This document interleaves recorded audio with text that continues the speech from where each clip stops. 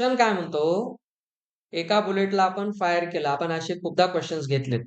मी तुम्हाला म्हणलं होतं मागे एका क्वेश्चन मध्ये, एक वुडन प्लॅंक आहे, एक आपण बुलेट मारली, ती बुलेट मध्ये जाऊन थांबते. तर मध्ये जाताना इथं तिची फायनल वेलॉसिटी 0 होते. तर या ठिकाणी इनिशियल वेलॉसिटी याची काही ना काही आहे, तिथं 0 नाहीये. तर जी काही वेलॉसिटी असेल, तर ही मध्ये बंद होते. तर हे एवढं जे डिस्टन्स आहे बंद होण्याआधी, म्हणजे हे ऑब्जेक्ट थांबण्याच्या आधीचं डिस्टन्स तुम्हाला या फॉर्म मध्ये दिलेलं आहे. तर याचा असं काय म्हणणं आहे, तुम्ही नीट समजून घ्या. त्याला इथं काही ना काही व्हेलॉसिटी असेल ना, जी कोणती व्हेलॉसिटी आहे यू, तर जेव्हा ही याच्या मध्ये येईल तेव्हा त्याची व्हेलॉसिटी काय होईल, रिड्यूस होईल, कमी होईल. कारण इकडून त्याला एक ऑपोजिंग फोर्स लागेल. कारण हा ऑब्जेक्ट आहे त्याच्यावर एक फोर्स लावेल, तर याची व्हेलॉसिटी कमी होईल.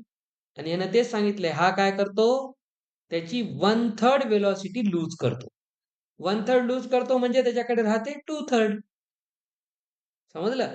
2/3 व्हेलॉसिटी राहते. बरं 2/3 मध्ये तो काय करणार, किती डिस्टन्स जाणार, 4 सेंटीमीटर.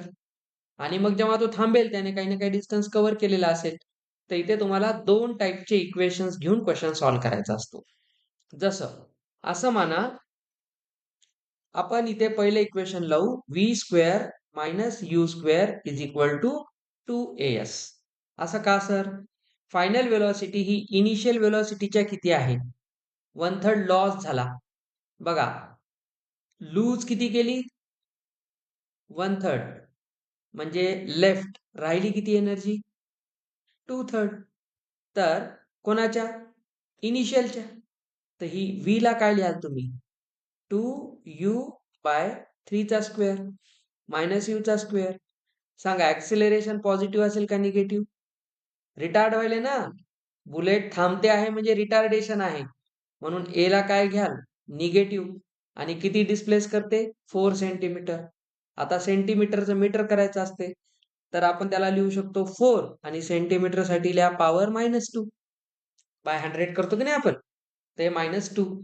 तर इथून तुम्हाला एक रिलेशन मिळतं. दोन इक्वेशन बनवायचे आपल्याला. हे कोणतं आहे, एंटर केल्यानंतरचं इक्वेशन आहे. या व्हेलॉसिटीने एवढं डिस्टन्स कव्हर केलं. नंतर दुसरं इक्वेशन कुठून येईल सर, थोड्या वेळाने ती रेस्टवर आली ना, तर इथं v ची व्हॅल्यू काय होईल, 0 होईल. ते इक्वेशन लावायचे. दोन इक्वेशन लावून क्वेश्चन सॉल्व्ह होतो. आणि तुम्हाला आणायचे या फॉर्मॅटमध्ये आन्सर, d×10⁻³ छापा तुमच्या डोक्यात. आपण असे 3 ते 4 क्वेश्चन केलेले आहेत मागे. तुम्ही बिलकुल मी जेवढ्या गोष्टी शिकवायलो त्याच्यावर फोकस करायला शिका. आता बघा, हा किती होतो, 4u² दिसला इथे, खाली किती आहे, 9. आलं लक्षात? तर हा किती होतोय, -8a × 10⁻². दिसले इथं, हे -8a झाले की नाही. किती आहे, 4 - 9 किती होते, -5u². इथं आलं 9, हे -8a. आता बघा, दोन्हीकडचा मायनस कॅन्सल होतो. तर इथून तुम्हाला 5u²/9 ही व्हॅल्यू कशाला इक्वल होते, 8a × 10⁻² ला इक्वल होते. आपल्याला काही करून या क्वेश्चनला काय करायचंय, आपला फायनल टार्गेट काय आहे, ए सोबत काम करणं आहे. म्हणजे ए तर कॅन्सल होणार, ऍक्सेलरेशन इथं असो का नंतरचा असो ते तर सेमच आहे. चला, हे आलं तुमचं मेन पहिलं इक्वेशन. आता काय होते, आफ्टर सम टाइम, थोड्या वेळानंतर हे काय होते, बिकम्स रेस्ट. रेस्टवर येतो ऑब्जेक्ट, म्हणजे इथं फायनल वेलोसिटी काय होते, 0 होते. तर वापस तेच फॉर्म्युला लावा, v² is equal to u² plus 2as. हेच आहे, मी फक्त u² ला इकडे आणलं. सांगा, फायनल वेलोसिटी काय झाली, 0. इनिशियल किती होती, 2u/3 होती, आठवते.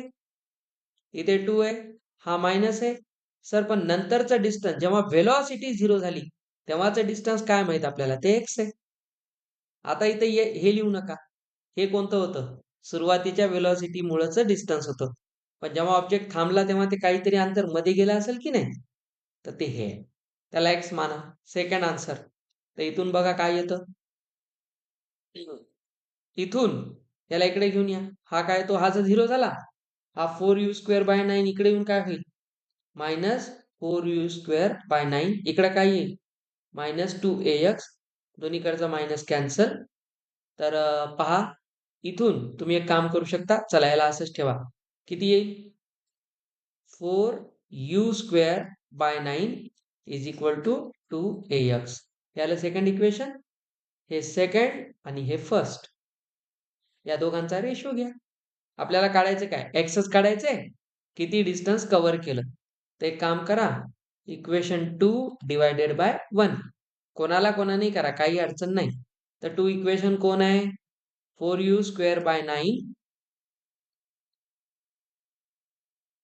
ठीक आहे. आता इक्वेशन डिवाइड करताना याला याने डिवाइड करायचं. LHS ला LHS नाही. कोण आहे? 5u² by 9. चल इज इक्वल टू, याची LHS किती होती? नाही, पहिल्याची 8a होती ना, इंटू 10⁻⁻². आणि ह्याची किती होती? 2ax. चलो शहीद भगतसिंग करा. बघा, ए गेला, 2 ने डिवाइड केलं, 4 आला. इथे बघा, 4u² बाय 9 मल्टिप्लाय केल्यावर हे उलट होईल. इकडं कोण राहिला? 4 इंटू 10⁻² आणि खाली कोण राहिला? x. इथून कॅन्सलेशन घ्या. u², 9, 9. इकडे 4, इकडे पण 4. खाली कोण आहे? x. यायला का लक्षात? कोणी आहे का कॅन्सलेशन? अरे, इकडे 5 पण राहिला. चला आता मला सांगा, x काय येतो? बरं, इथून 4 4 कॅन्सल होईल. इथे 1 राहिला. तर x काय येतो? x is equal to 5 into 10⁻². अरे, मी कॅन्सल कोणाला केलं? क्रॉस मल्टिप्लाय ना. एक मिनिट. हे 4 आलं वर, खाली आलं x. याला इकडे घेतलं उलट. अरे, मी इक्वेशन उलटे केले ना. तुमचं तर काहीच लक्ष नाही बेटा. फर्स्ट सोबत सेकंड घेतलं इकडे मी. कसं व्हायला पाहिजे? अरे तू कुठे फिरायला? अरे बाबा, मी ह्याच्यासोबत काय लिहिलं होतं आठवा? हे लिहिलं होतं. हे लिहायला पाहिजे होतं. त्याच्यामुळे ते आपलं मागे पुढे झालं. इथं 2ax येईल आणि इथं कोण येईल? 8a into 10⁻². आता बरोबर येईल. तरी म्हणलं हे मॅच का होत नाहीये? त्याला उलट केल्यावर काय येईल? 9/5u². चला, ए गेला, इथून कोण आला? 4. तर वर x, खाली हे असं येईल. 9 9 गेला, u² गेला. 4/5 कशाला इक्वल झाला? x/4 into minus. आता कॅन्सल नाही होत. x काय होते? 16 इंटू 10⁻² आणि डिवायडेड बाय 5. तर 5 ने याला डिवाइड केल्यावर किती येते? 3.2 येते. 5 2 10 1 उरला ना. आता हे झालं इथे. तर तुम्ही खुश व्हायचं नाही, कारण आन्सर आहे 10⁻³ आणि इथे डी आपल्याला काढायचंय. तर एक काम करा, -3 आणायचं का सर? तर याला 32 लिहिल्यावर खाली 10 येते. हा 10 वर जातो, ह्याचा पॉवर -1 आणि ह्याचा पॉवर -2. तर 32 इंटू 10⁻³ हा कोणत्या फॉर्म मध्ये? D into. तर सांगा, इथून डी ची व्हॅल्यू किती यायला पाहिजे? 32. So option B is answer. समजला क्वेश्चन? अशा क्वेश्चन्स मध्ये हे डोकं लावता आलं पाहिजे तुम्हाला. हे जे क्वेश्चन्स असतात हे खूपदा रिपीट होतात. फिजिक्स मध्ये ह्या कॅटेगरीत मी जेवढे क्वेश्चन्स घ्यायलो, हे मोस्ट रिपीटेड क्वेश्चन्स आहेत. फिरू फिरू फिरू येतात. एखादा टफ अवघड, हा अवघड नाही, हा सोपा प्रश्न आहे. याला नेहमी 2 कंडिशन लावून सॉल्व्ह करायचं. हे 2 कंडिशन लावल्या, एक इनिशियल वाली आणि एक फायनल वाली. त्या दोन्हीचे रेशो घेऊन आपण कॅल्क्युलेशन करतो. चला नेक्स्ट या. 2 मोटर आहेत वेगवेगळ्या. पहिली मोटर काय करते? 300 किलोग्रॅम मास असलेलं पाणी 5 मिनिटात वर चढवते. दुसरी मोटर 50 किलोग्रॅमचं 2 मिनिटात वर चढवते. तर हिचं आणि हिचं पॉवर वेगवेगळं आहे. बघा, हे काय मास आहे, हे टाइम आहे. थोडंसं इमॅजिन करा गोष्टी. हे मास, हे टाइम आहे आणि याचा हा मास टाइम आहे. आणि हे कुठून घेते पाणी? 100 मीटर डीप वेल पासून. तर 100 मीटर खोल हाईट म्हणजे पाणी आहे. तिथे आपण मोटर लावली. पहिल्या मोटरने 300 किलो पाणी घेतलं, 5 मिनिटात वर चढवलं. दुसऱ्याने 50 किलो पाणी 2 मिनिटात वर चढवलं. दोघांचा पॉवर वेगवेगळा आहे. तर त्यांचा पॉवरचा रेशो हा आहे, पहिला भागिले दुसरा. तर इथे तुम्हाला एक्स काय असेल विचार करा, पॉवरचा कोणता फॉर्म्युला लागेल. या क्वेश्चन मध्ये असं डोकं लावा, असं समजा की ही विहीर आहे. ही विहीर किती खोल आहे? 100 मीटर. म्हणजे मोटरला पाणी जेवढं वर न्यायचंय तर त्याला एवढी हाईट कव्हर करावं लागेल. तर इथे एक मोटर लावली आणि इथे एक मोटर लावली. ही मोटर 1 आहे, ही मोटर 2 आहे. ठीक आहे, MO म्हणतो याला. हे मोटर 1 मोटर 2 आहे. तर पहिली मोटर काय करते? 300 किलो पाणी वर घेऊन जाते 5 मिनिटात. 300 kg मास वर घेऊन जाते 5 मिनिटात. दुसरी मोटर तेवढंच डिस्टन्स कव्हर करते, 50 किलो पाणी घेऊन जाते 2 मिनिटात. तर याचा पॉवर आणि याचा पॉवर बघा, एवढं डिस्टन्स, मास, ग्रॅव्हिटी आणि हे घेऊन केले. तर याचा हाईट आहे MGH, याचा काढा. MGH याचा काढा. MGH काय असते? Work done. आता जे वर्क डन आहे त्याला टाइमने डिवाइड केलं की पॉवर येते. तर याचा पॉवर काढायचं आणि रेशो घ्यायचा आणि ते एक्स काढायचं. तर विचार करा, पहिल्यांदा वर्क किती होईल? पहिल्या मोटरने केलेलं वर्क MGH. किती मास वर नेलं पहिल्या मोटरने? 300 kg, 9.8 ने. आणि हाईट किती आहे? 100. याची काही अडचण नाही. तर इथे बघा किती झालं, हे 4 झिरो आणि 9.8. तर बघा इथून आले 8 त्रिक 24, 2 9 त्रिक 27 आणि 2, आणि वर किती झिरो दिले आपण? 1 2 3, आणि एक इथून गायब होऊन जाईल. तर एवढं जूल वर्क केलं ना. तर याचा पॉवर काय येईल? Work divided by time. तर एवढं वर्क केलं जूल मध्ये. पहिल्या मोटरला टाइम 5 मिनिट लागला. 5 मिनिटचा अर्थ असतो 300 सेकंद. याला सेकंड्स मध्ये करा. 5 मिनिट्स इज 300 सेकंड्स. आणि 2 मिनिट 120 सेकंड्स. दोन्हीचा काढून घ्या. तर हे 2 झिरो याच्यासोबत जाऊ द्या. तर अप्रॉक्झी म्हटली हे 3 ने डिवाइड होते बघा. 3 9 27, 2 3 8 24. तर इथून पॉवर झालेला आहे एवढं वॅट. ठीक आहे, 980 वॅट्स. बरोबर. हे झालं पॉवर 1. आता तुम्हाला वर्क 2 काढायचंय. वर्क 2 किती असेल? M2GH. आता याने नेलेलं 50 किलो आहे, 9.8 आहे आणि 100 न चाललाय वर.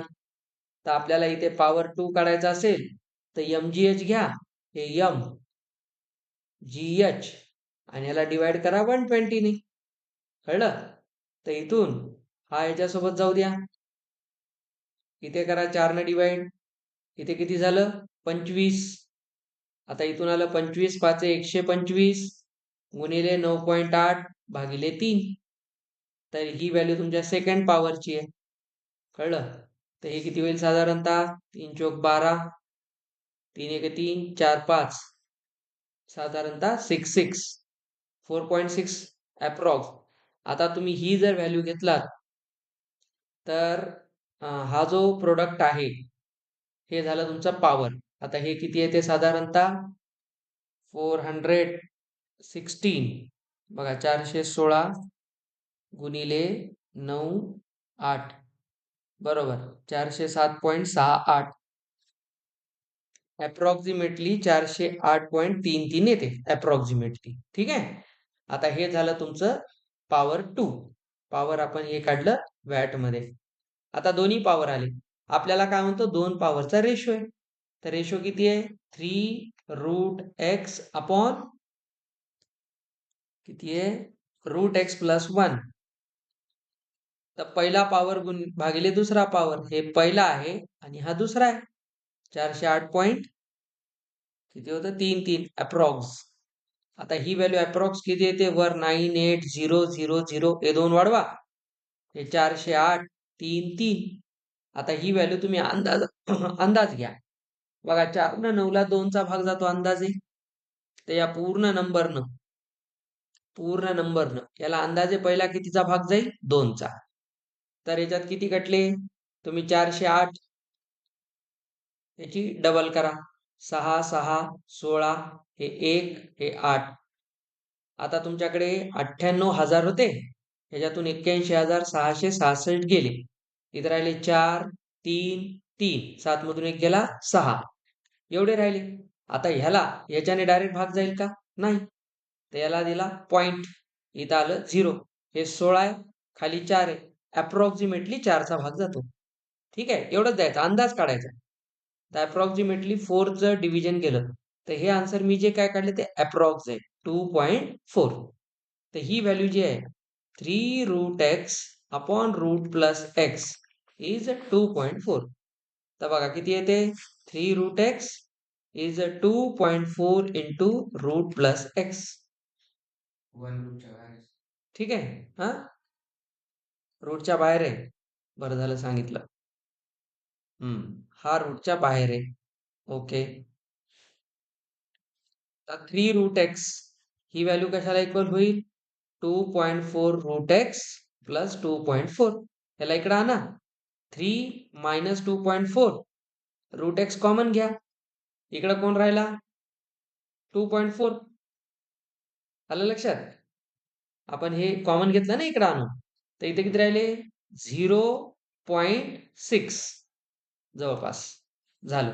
इथं आलं 2.4 डेसिमल कॅन्सल 6 चौक 24. कशाचा स्क्वेअर रूट आहे हा 16चा. तर एक्स ची व्हॅल्यू यायला पाहिजे 16. That is option A. Question चांगला आहे म्हणजे असा टफ कॅटेगरीतला नाहीये. हा लेंदी तर असणार. It's JEE men's. क्वेश्चन सोपा झाला तर समजायचं लेंदी असणार. काम लावणार त्याच्याशिवाय रिकामं नाही सोडणार. अजून एक करा.